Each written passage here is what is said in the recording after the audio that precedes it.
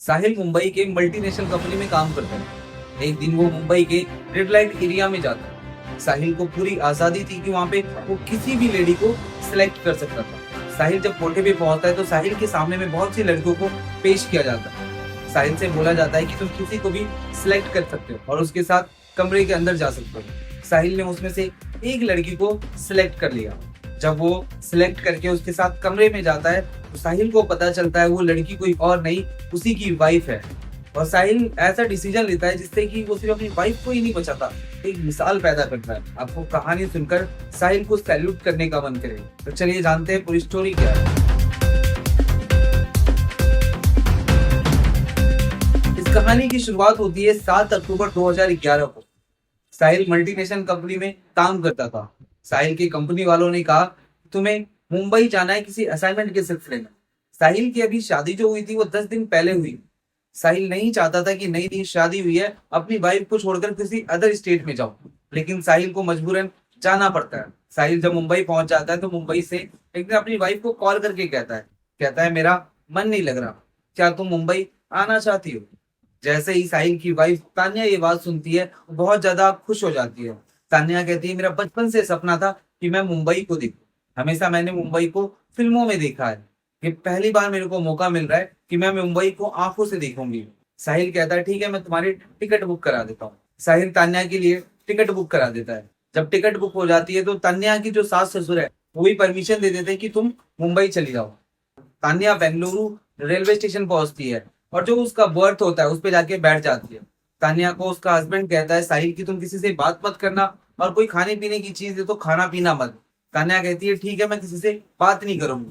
तान्या जिस डिब्बे में बैठी थी वहां पे और भी लोग बैठे थे और ठीक तान्या की सामने वाली सीट पे दो स्ट्रेंजर बैठे हुए थे, दो व्यक्ति बैठे हुए थे जो कुछ समय तक किसी से बात नहीं कर रहे थे। लेकिन जब ट्रेन चलने लगती है और 1-2 घंटे बीत जाते हैं तो वो दोनों व्यक्ति आपस में एक दूसरे से बात करने लगते हैं। फिर उसमें से एक व्यक्ति तान्या से पूछते हैं क्या तुम मुंबई जा रही हो? तान्या कहती है हाँ मैं मुंबई जा रही हूँ। फिर वो कहता है लगता है कि तुम मुंबई पहली बार जा रही हो। तान्या कहती है हाँ मैं पहली बार जा रही हूँ। व्यक्ति कहता है परेशान मत होना, अगर कोई भी परेशानी हो या दिक्कत हो तो हमें बता देना। फिर वो दोनों व्यक्ति कुछ खाने लगते हैं और वो तान्या से पूछते क्या तुम खाओगी? तान्या साफ मना कर देती है नहीं मुझे नहीं खाना। फिर तान्या अपने हस्बैंड को कॉल करती है और कहती है कि मैं सीट पर बैठ गई हूँ, ट्रेन चलने लगी है। और वो बताती है कि यहाँ पेड़ है, पौधे है, पहाड़ देखने को मिल रहा है। वो सारी चीजें को एक एक करके फोन पे अपने हस्बैंड साहिल को बता रही होती है। तान्या एक एक चीज एक्सप्लेन करती है अपने सास ससुर के साथ, अपने हस्बैंड के साथ। तभी तान्या कुछ खाने लगती है और वो दोनों व्यक्ति तान्या को देख रहे होते। तभी उनमें से एक व्यक्ति की नजर तान्या के खाने पे पड़ जाता है। तान्या को मजबूरन पूछना पड़ जाता है क्या आप कुछ खाएंगे? वो कहते हैं हाँ खा लूंगा और तान्या उसे कुछ खाने के लिए दे देते हैं। अब इन तीनों के बीच में बात होने लगती है। तान्या और वो दोनों व्यक्ति आपस में बात करने लगते हैं, सारी चीजें शेयर करने लगते हैं कि साहिल क्या करता है, आप लोग क्या करते हैं। अब तान्या सिर्फ मुंबई स्टेशन से 150 किलोमीटर की दूरी पे थी। वो अपने हस्बैंड को कॉल करती है और कहती है कि मैं मुंबई से सिर्फ 150 किलोमीटर की दूरी पे हूँ। साहिल कहता है कि तुम परेशान मत होना, मैं रेलवे स्टेशन पे तुम्हें लेने आ जाऊंगा। तान्या कहती है ठीक है और फोन को कट कर देती है। फिर वो दोनों व्यक्ति तान्या से पूछते हैं चाय पियोगी क्या?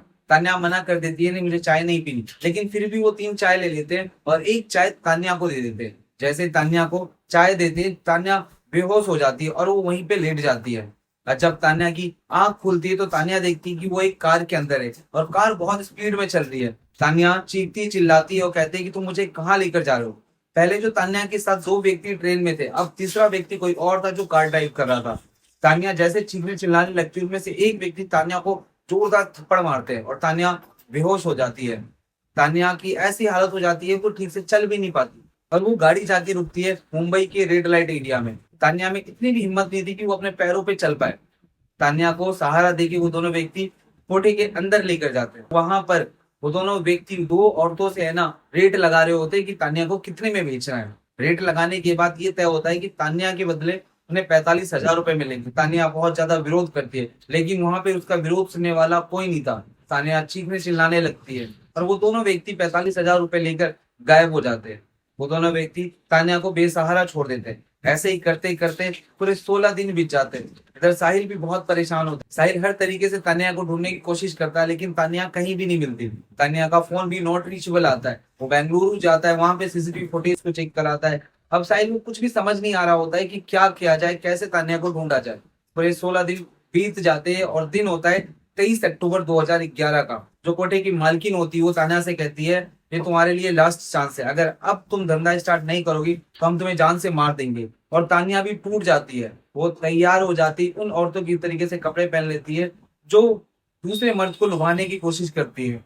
तान्या को मजबूरन इस काम में उतरना पड़ता है। वहां पे एक कस्टमर आता है और उससे कहते हैं कि तुम सेलेक्ट कर लो। वो कस्टमर तान्या को सिलेक्ट करता है और तान्या के साथ एक कमरे में चला जाता है। जैसे ही वो कमरे को बंद करता है, तान्या बहुत धीरे धीरे रोती है कि आवाज बाहर न जाए, बाहर वालों को ना पता चले कि मैं अंदर रो रही हूँ। और तान्या उस व्यक्ति से रिक्वेस्ट करती है कि भैया मैं ऐसी औरत नहीं हूँ, मुझे जबरन यहाँ पे पहुंचा दिया गया, मेरे साथ धोखा हुआ है।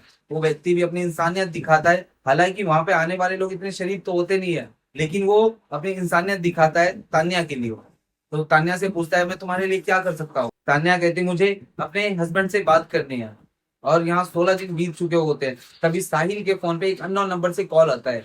साहिल कॉल को अटेंड करता है और जैसे ही कॉल अटेंड करता है तो साहिल को आवाज आती है कि मैं बोल रही हूँ तान्या। साहिल बहुत ज्यादा परेशान हो जाता है, उससे पूछता है कि तुम कहाँ हो। तान्या मना कर देती है मुझे कुछ भी नहीं पता।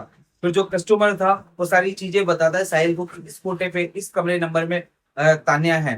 साहिल अब परेशान हो जाता है कि तान्या को कैसे बचाया जाए। अगर पुलिस को इन्फॉर्मेशन देते हैं वहां पे, अगर रेड पड़ता है तो ऐसा ना हो तान्या को गायब कर दे ये लोग। साहिल सूझबूझ के साथ काम लेता और कोठे पे कस्टमर बन के चला जाता है। साहिल को बहुत सारी लड़कियां दिखाई जाती है लेकिन साहिल को कोई भी पसंद नहीं आता। एंड में साहिल को तान्या को दिखाया जाता है, जैसे वो लोग तान्या को दिखाते साहिल उसे पसंद कर लेता और कमरे में चले जाता है। कमरे में जाने के बाद तान्या उसे पूरी स्टोरी बताती है। फिर साहिल कहता है तुम परेशान मत हो, सब कुछ ठीक हो जाएगा। और साहिल वहीं से पुलिस कंट्रोल में कॉल कर देता है। पुलिस की पूरी टीम कोठे को चारों तरफ से घेर लेती है और तान्या को साहिल को डिटेन कर लिया जाता है। इस तरीके से तान्या और साहिल दोबारा मिल जाते हैं। ऐसे ही क्राइम तक की स्टोरी सुनने के लिए चैनल को सब्सक्राइब करें, लाइक करें, शेयर करें, कमेंट करें।